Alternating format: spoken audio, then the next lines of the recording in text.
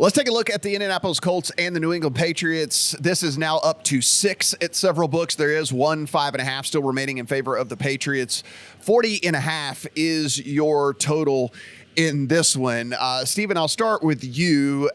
Listen, this to me all week long, and basically this screams we should be playing the Patriots here. It's almost like a Cincinnati situation we were talking about earlier, right? It's like the sentiment of the Patriots is way down, and it feels as if maybe this is where we should be playing them. I can't do it. I don't know why I can't pull the trigger. I don't know why I can't put it in the account, because it's still Sam Ehlinger. And by the way, you could tell he was not ready to play. He looked as if he was like a guy out there that just kind of got thrown into a role that he didn't think he was going to get. And I don't think that's going to miraculously change over the course of 1 week. And so that being said, why can't I put this Patriots ticket in my account? Hold on a minute. Are you telling me that you guys are already off the Sam Ehlinger bandwagon in 1 week? What happened, guys? What happened, Matt? It had absolutely you are getting real big in your britches for a guy who sucked out on a Hail Mary last week. Yeah, you need to step right down on that. Yeah, I mean, seriously, like take your absolute garbage lucky win with a tiny bit of pride over there. I mean, come on, man. Like this was the thing about Ehlinger is they didn't do what I thought they were going to do with him, and it doesn't look like they're going to do it. I thought we would see basically like Justin Fields light, right? Like Jalen Hurts light, where it would be a bunch of design run stuff, get him outside the pocket, try to utilize athleticism, things like that. They're not doing that. The Colts they're trying to lose. I mean, like, let's just face it, right? I mean, they're trying to lose. They need one of these top picks to get a new quarterback. And so good on them for doing that. And even knowing that, I still can't put this Patriots ticket in my account. Yeah, although that is the risk you take backing the Colts defense and Sam Ehlinger, you are both 100% correct that was the luckiest cover ever last week by Taylor Heineke playing schoolyard football. But for this game this week, I did not walk away from the Patriots win over the Jets having any type of confidence in this team to the point where I want to back them as a 6-point favorite against anybody.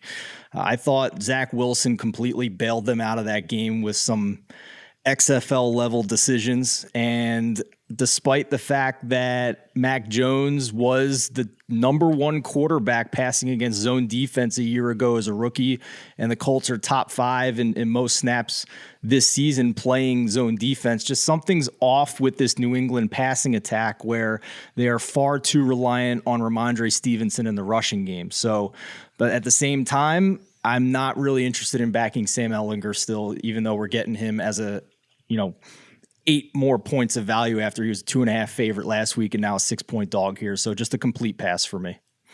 Yeah. And Adam, listen, look, I'm making that statement, this bold statement that I think the Colts are trying to lose. That's just my opinion. I'm not, obviously there's nothing backing that up. I don't want any people screaming at me or tweeting at me or whatever, but again, this is a franchise that certainly understands what it's like to have one of those quarterbacks. You know what I'm saying? Like you have Manning, you have Luck, and then now you're trying to just insert random guy here, and it hasn't worked for them. And I think upper management, the reason why Matt Ryan is sitting on the sidelines is because they're like, hey, look, we need one of these top 8 picks so we can get one of these 3 quarterbacks that's coming out. And so, I don't know. I don't want to say that I'm handicapping this game based off of what I think they're going to do 3 months from now or whatever. But I don't know. Tough for me to back the Colts really moving forward at all.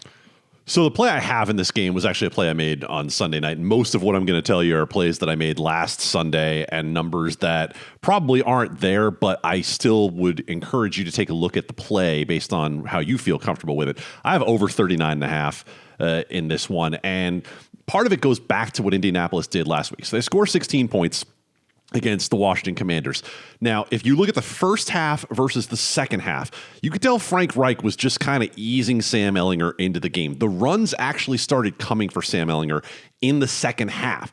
And I think if Frank Reich sees that he can trust him with that portion of the offense, that maybe you get more of the things that add value from Ehlinger, and more importantly, maybe Frank Reich doesn't go full on shutdown mode in the decision making, because part of what screwed Indianapolis last week was the fact that Reich not only kicked 2 short field goals, but also with a chance to put the game away with about 2.5 minutes left, chose not to go for it in a very obvious go for it situation and punted the ball back to Washington, gave Taylor Heineke the opportunity to do what he did. So that being said, on the other side of this, we know that the Indianapolis defense, and I know Steven was kind of taking a shot at them a moment ago, they're not bad. Like, this is a defense that is ranked 11th by PFF, ranked 14th by DVOA. They're not great. They're not elite, but they're not a bad defense by any stretch of the imagination. And so on the other side of this, I still think New England, with the efficiency they can generate running the ball, is going to be smart enough to take advantage of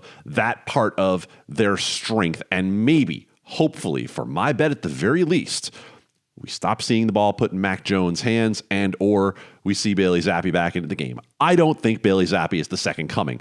But right now, guys, if you look at Mac Jones' numbers, basically from the second half of last season to now, he has been as bad as Baker Mayfield. He has been as bad as Zach Wilson. He has been one of the worst quarterbacks in the NFL. The bloom is off the rose for Mac Jones. And so I believe both of these teams will lean into strengths. Now, I would have felt a lot better leaning into strength with Jonathan Taylor in the lineup for the Indianapolis Colts, but that is not available. However, if you look at my handicap, maybe that ends up meaning that Sam Ehlinger does get more opportunities to run the ball and they get a more effective, efficient offense from Indianapolis.